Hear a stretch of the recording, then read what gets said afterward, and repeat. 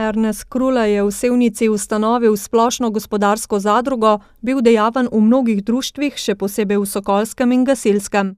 Deloval je na področju obrtništva, kmetijstva, zadružništva, strokovnega šolstva in pa turizma.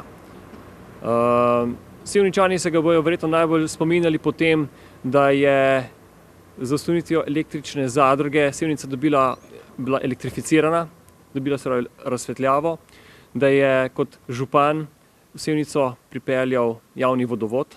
V Gradcu je doštudiral za inženirja geometra, vendar se ga ljudje najbolj spominjajo po pekarni in gostilni, ki jo je prevzel od očeta.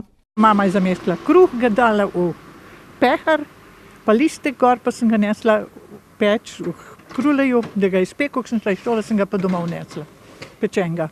Na gabaritih nekdanje pekarne in gostilne stoji nov objekt in še danes mu pravijo Kruljevina. Tudi Krulejeva ulica je v Sevnici in obeležje na gasilskem domu Sevnica. Kot velik domoljub je namreč iztrgal gasilsko društvo iz nemškutarskih rok. Med prvo svetovno vojno je kot član jugoslovanskega odbora deloval na konzulatu v Ženevi in ustanovil društvo tam živečih Slovencev.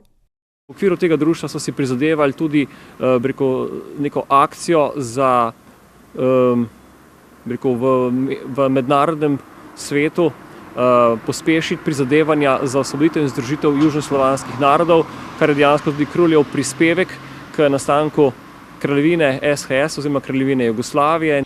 Še pred njeno ustanovitvijo decembra 1918 je Krulej narisal zemljevid SHS kot propagandni pritisk na mednarodno diplomacijo. Zelič je v Kruleju zbral veliko pisnega in slikovnega gradiva. Če se bodo našli donatorji, ki bodo omogočili izid knjige, bo to obogatitev domoznanskega oddelka v sevniški knjižnici.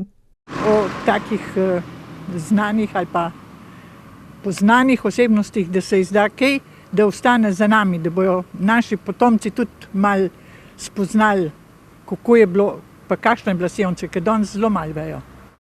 V Krulejevem letu bo več spominskih dogodkov. Med drugim društvo Trg pripravlja igro o delu svojega znamenitega leta 1957 preminulega sokrajana.